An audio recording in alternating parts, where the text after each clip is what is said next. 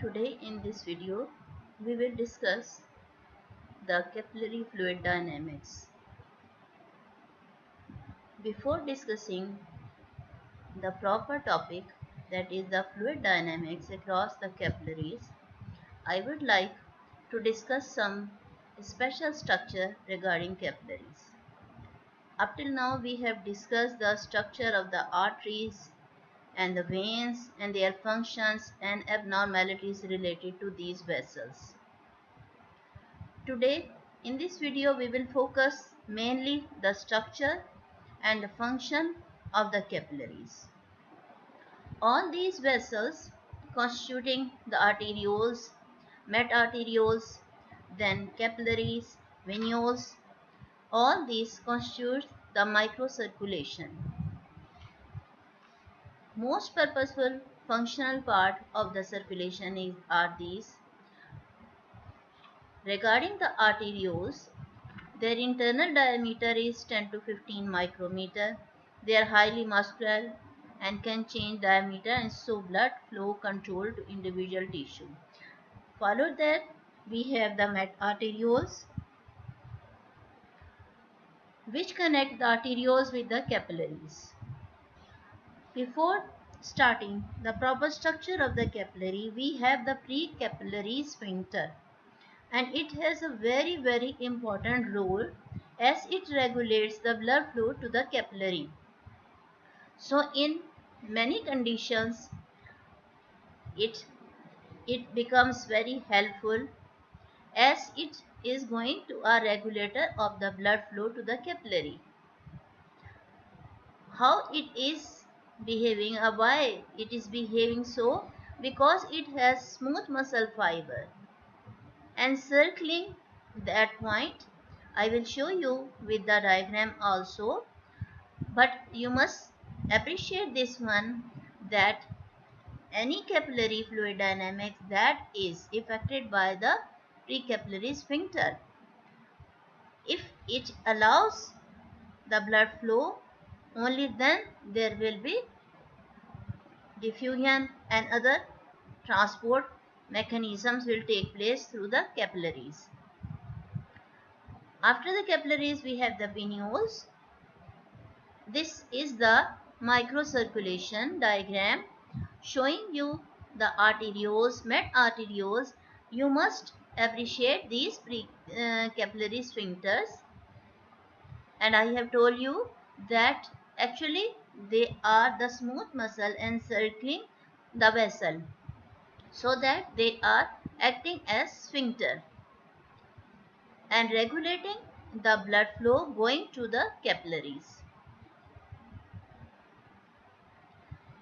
For the function of the capillaries, I will show you many animations showing how the blood is going from the arterial side to the venous side through the capillaries in this animation and also in this.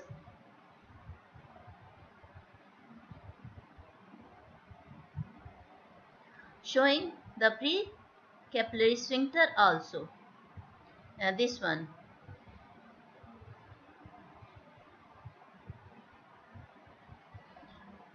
Through this diagram, I want to elaborate the structure of the capillary itself. As you can see from this diagram, that the capillary wall consists of a single layer of thin cell. Why it is so? Because through this membrane, all the exchange of not only the gases but the nutrients, but also the waste material that take place. So many things they are going across this membrane. So it must be very much thin. It allows for easy diffusion into and out of the capillary. Inside that we have the lumen. Passageway in capillary is narrow, so the capillary can fit into the small spaces. It must have it must cover small spaces. The membrane should be very thin for rapid exchange of the gases and materials. and to pick the waste material also. In between that, we have the pores to allow the phagocytosis to move into tissues and allow some plasma to leak out, moistening the tissues. At this stage, I must tell you that we have a number of types of the capillaries depending upon their function. We can have some structural differences according to the location. For example, there is a different type in the lung as we require there the exchange of the gases. So there must be some difference in that structure of the capillary. There is some difference in the liver or other organs. I will tell you the different types also. So in general we have this picture of the capillary, but it varies according to the location, according to their function, according to their demand. Through this diagram, I want to show you the difference between the structure of the artery, vein and capillary. Through this diagram, you can easily appreciate the difference, how much the arterial wall is thick, then comes the vein, and how much the thin capillary wall is. You can appreciate it as compared to the artery and the vein. If we focus the capillary wall, we can find a number of the passage through which the exchange can occur. With that, I am highlighting this one thing more, which is the invagination of the membrane at many points and making the vesicles inside also. So what is this thing? This must be studied in detail, this one, Kohli, which is actually the invagination of the membrane at certain points, and in that we have the structure made up of phospholipid, sphingolipid and the cholesterol. You can see this one, and this can make, again you can see the vesicle here inside the cell membrane or the capillary wall. In this diagram, you can see the different types of the capillaries depending upon their function, depending upon their location. They have some structural differences. So typical location for this type of the continuous capillary, that is in the fatty cell, fat muscles, nervous system, and this one the fenestrated or with some hole that can you can find these type of the capillaries in the interstitial villi, endocrine glands and the kidney glomeruli. And discontinuous capillary, you can find this type of the capillaries in the liver, in the bone marrow and the spleen. So through this diagram, you can appreciate not only the different types of the capillaries but also the location. Why we have so much difference? Because depending upon their function, depending upon their requirement of the tissue in which they are present. This is the diffusion process across the capillaries. You can see that oxygen is picked up while the carbon dioxide is give up to the, obviously this is the alveolar side and this is the capillary and this is the pulmonary capillaries, because the RBC they are picking oxygen while giving the carbon dioxide to the other side, that is the alveoli. So very simple, diffusion take place in this type of the capillary. One more thing, when the concentration of oxygen reaches that of the surrounding water, equilibrium is reached since there is no concentration gradient or net diffusion of oxygen from the water into the blood take place. Through this animation, I want to show you how the concentration changes, how the diffusion process effect, there is some defect in the in this video so that it is not playing properly. Anyhow, you can see the diffusion of the gases, diffusion of the oxygen, which is going to change the concentration here on the other side. Okay, let's pass it. This is a systemic capillary showing the basement membrane, the transport of the different things through the capillaries. Interstitial fluid is present outside, and here we have the endothelium. You must appreciate one more thing here, arteriolar end and the venous end. This thing makes very difference, very very much different for the nutrients for the waste material, because at the arterial end most of the things that are the nutrients, they are present in higher concentration, higher amount as compared to the venous end, while at the venous end the waste materials, they are more as compared to the arterial end. So obviously the things which are more in concentration, they will travel across the membrane easily. I am telling you all these things because these are the transport function of the capillary, and this is the main thing which take place across the capillary wall. This is the interstitium and interstitial fluid diagram, and through which I want to show you this is the capillary and this cell and the other cell. In between the two cells we have the interstitial space filled with the interstitial fluid. Here in the interstitial fluid, we have certain important structures. We have the collagen fibers, we have the proteoglycan filaments with some free fluid, and also the rivulets of free fluid. What is meant by that? I have written here for you, that small collection of the water. So this is also present, while very small free fluid vesicles, they are present. The composition of this fluid, that is the interstitial fluid, is very much similar to the plasma, except mainly the plasma protein. They are more on this side as compared to here, because the plasma proteins, they cannot cross, they cannot diffuse out normally with the intact capillary wall. So they are kept inside the capillaries, and they are very few here. So the composition of the interstitial fluid is almost the same as the plasma, except the plasma proteins, which are very low here. Here I must tell you the importance of the collagen fiber and the proteoglycan.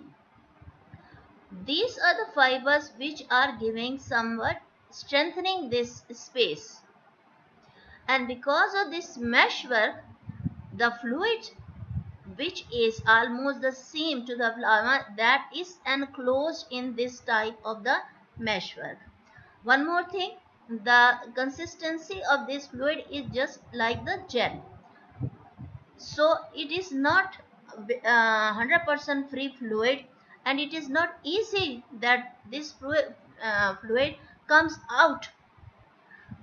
If in any case, when the pressure here present in the interstitial fluid and interstitial spaces, if it increases in any case, it is not so easy that because of the increase of the pressure the fluid comes out and flow freely, because it is not so much free, it is enclosed by enclosed in a meshwork made up of collagen fiber and these filaments, which are going to give which are strengthening this fluid. That's the reason. And why I am giving so much stress to this point, because if in any case this meshwork is broken down, for example, with the excessive increase in the pressure of the interstitial fluid, If it is broken down, what happens? The free fluid will flow out and it will create the edematous condition. It is the basis for the creation of the edema. That's why I am telling you this thing in detail. Because in the long run, how the edema is formed, what are the causes, how we can prevent it, all this depends upon this meshwork which is made up of collagen and proteoglycan filaments. So you must appreciate it with the presence of the lymphatics in between also. They are also absorbing the excessive pressure, but with that, this is the main cause which prevent us or which prevent us with the formation of the edema. So if any pressure develops excessive pressure, it has to break firstly this meshwork, and only then possible that edema formation take place. Now coming to the next topic, which is the main topic of today's video, that is the fluid dynamics through the capillary wall, or the capillary fluid dynamics, how it take place. For that one, I will tell you, I have shown you different pictures of the structure of the capillary wall, and slowly and steadily coming to the topic, so that you must appreciate how the exchange take place through the capillary wall. We have a number of channels, we have a number of pores through which the transport take place, one thing. But the second thing, we have arterial end and the venous end. And the third thing, that is the amount of the ingredients or the constituents of the capillary fluid. They are different at the arterial end and they are different on the venous end. One more point regarding the fluid dynamics through the capillary wall, you must know that each and everything is important, but something which is exerting excessive pressure, that is another thing.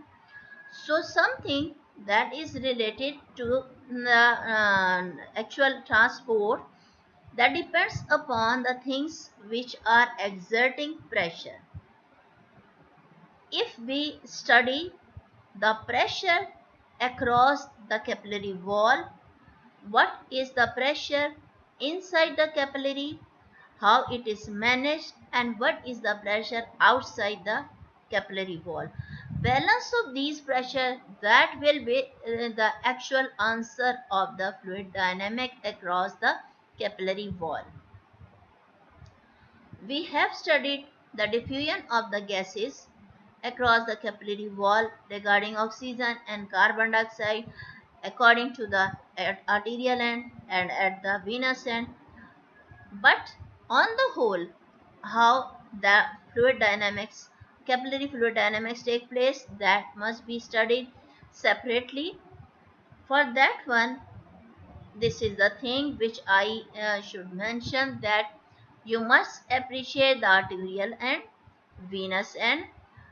Some nutrients or water, as it is can easily diffuse out or diffuse in, or the movement of other nutrients. Beside that, we have some pressure which are going to determine the movement of ions from one side to the other. If they are present in equilibrium, that will be the homeostatic condition. If this equilibrium of the pressure across the capillary wall that is disturbed because of any reason, because for example injury to the capillary wall, that will change whole of the story. So you must know the pressure, very important pressure, which are going to determine the movement of the molecules, the movement of the different ions, constituents of the fluid across the capillary wall. What is that thing to which I am giving so much stress? Regarding the pressures, we have the hydrostatic pressure and oncotic or osmotic pressure here inside the capillary wall, and the two both pressure, hydrostatic pressure and the osmotic pressure outside the capillary wall. These four pressure, they are the determinants of the fluid dynamics across the capillary walls. Hydrostatic pressure, that is show the due to the water, and osmotic pressure or the oncotic pressure or colloidal pressure, the same thing. What is that one? This is the pressure exerted by the plasma proteins. As we know that inside the capillary, the plasma proteins are much more as compared to the normally as compared to the outside the capillary. One thing that they cannot cross the capillary wall normally. But if in any case the capillary wall is injured, they will come out, and that will disturb the whole of the equilibrium, the whole of the exchange through the capillary wall. So regarding the pressure, we have these four important pressures.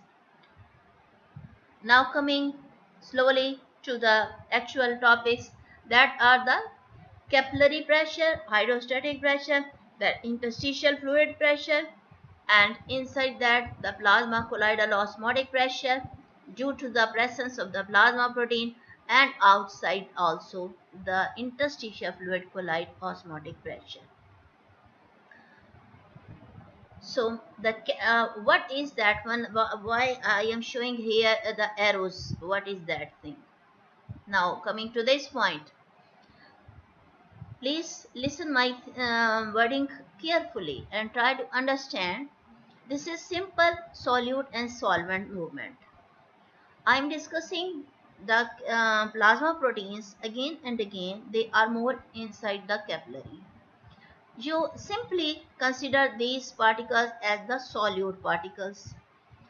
As the more solute particles, they are present inside the capillary, so they will attract the solvent more as compared to the smaller amount of these particles present outside the capillary. One thing, in other words, I I can say that plasma proteins, they attract water. So the direction of the arrow shows that they are going to attract the fluid. If you consider these particles as solute particles, so the thing will become very much easy for you to understand that these particles, they are more inside the capillary as compared to the outside, so they attract more water, and this is the direction to show that they want to keep all things here. And so this is the direction of the behavior. It is actually reflecting the behavior of the thing which we are going to discuss.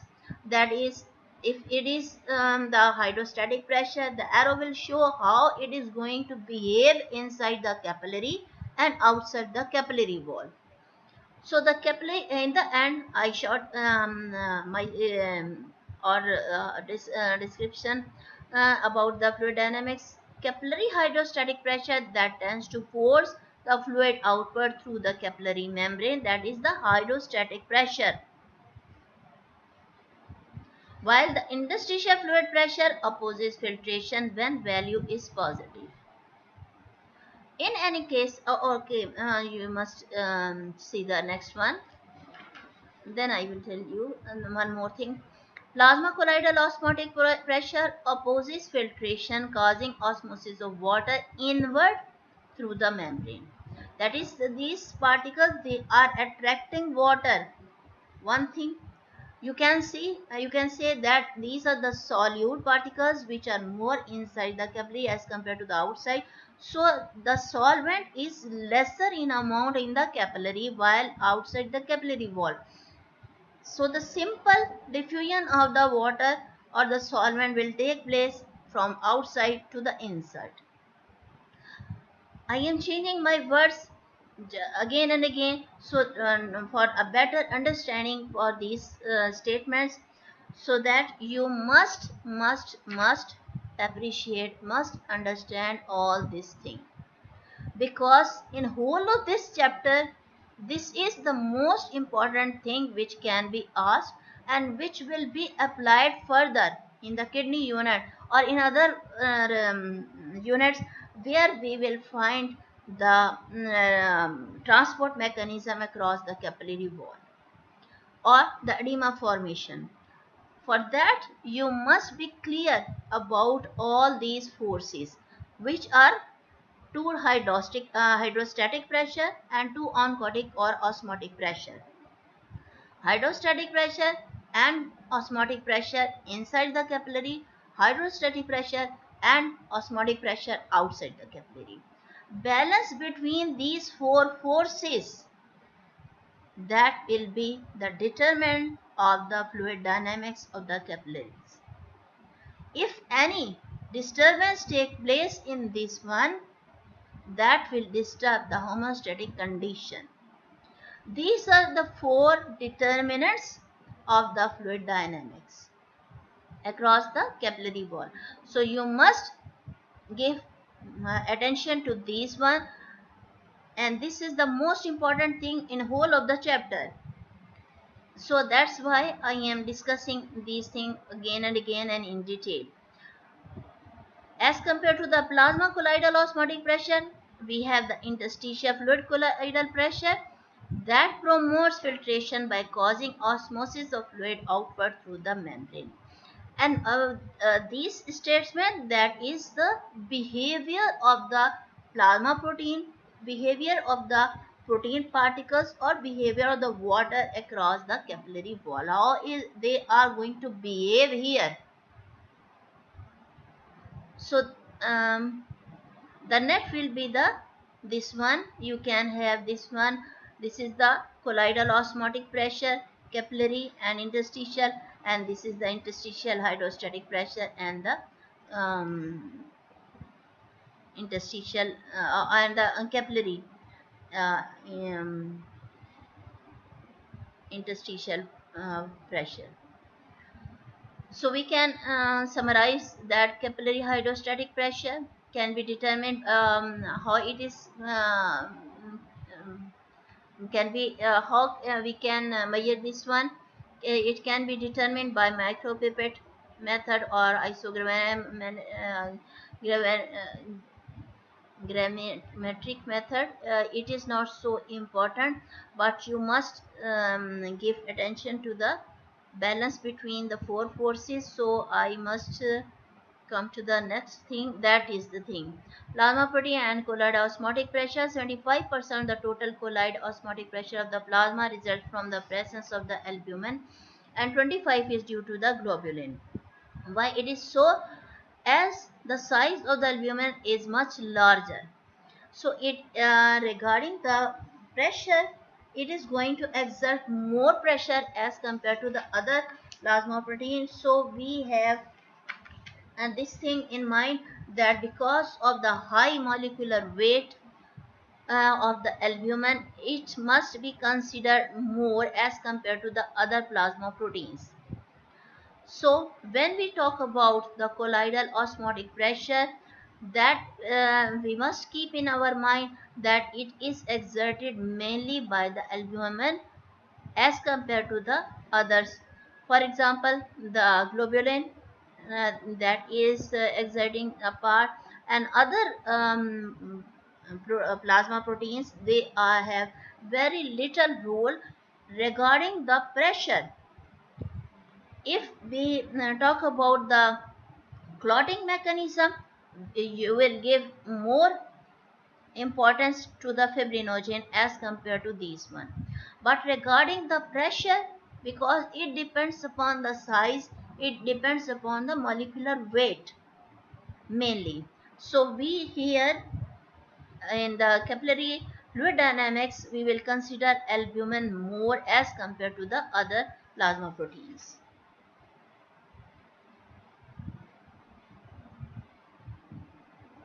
This is the same thing showing the net filtration rate here.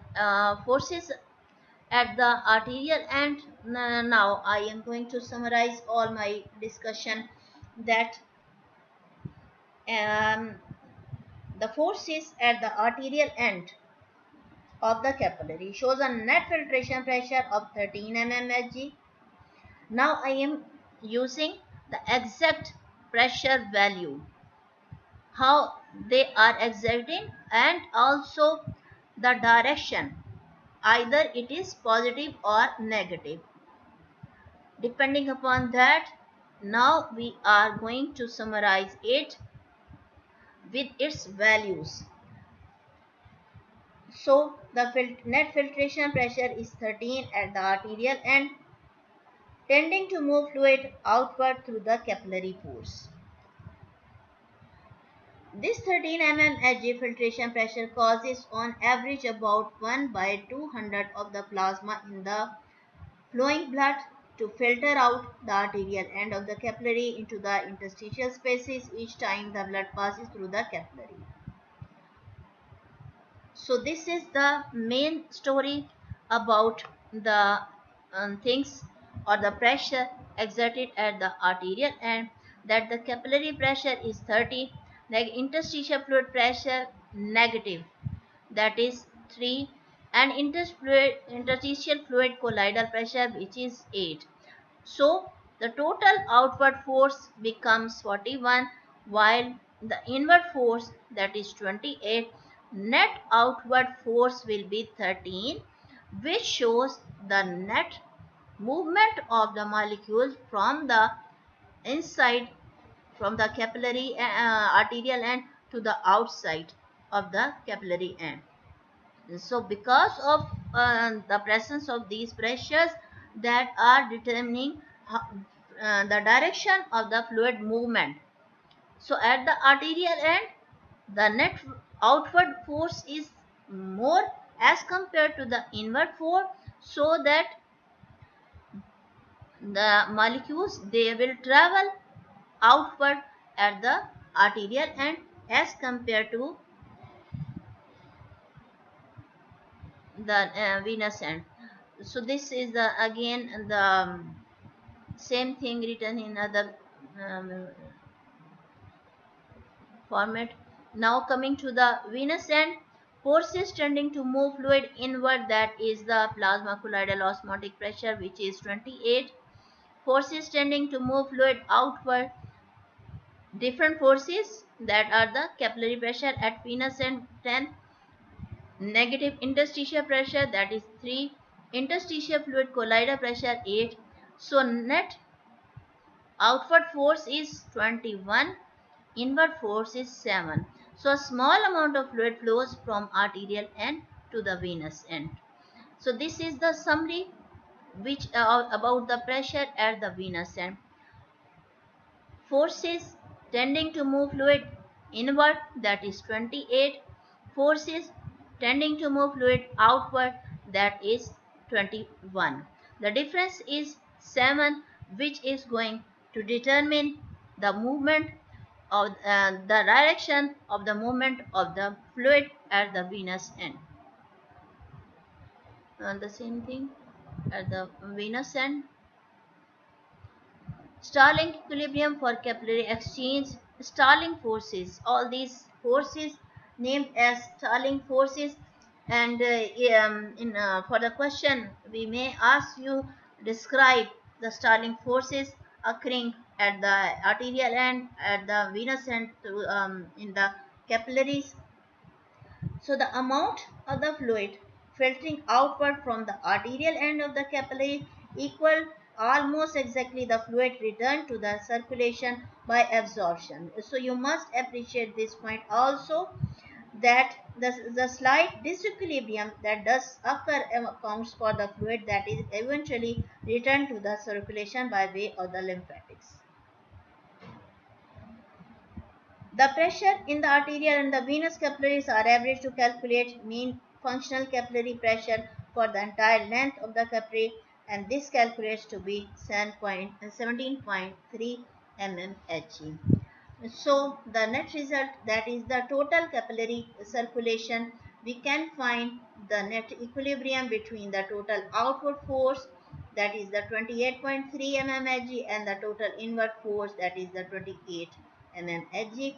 The slight imbalance of the forces, that is the 0.3 mmHg, causes slightly more filtration of the fluid into the interstitial spaces than the reabsorption, and this slight excess of filtration is called the net filtration. So in this way we can have the movement of the fluids across the capillary wall. This same thing. Net filtration pressure, that is the 0.3 mmHg, which causes a net filtration rate of 2 ml per minute for entire body. This is the end result. This is the calculations, all of these. You can see this, the same thing through the diagram also. So capillary filtration coefficient, net filtration in entire body is 2 ml per minute.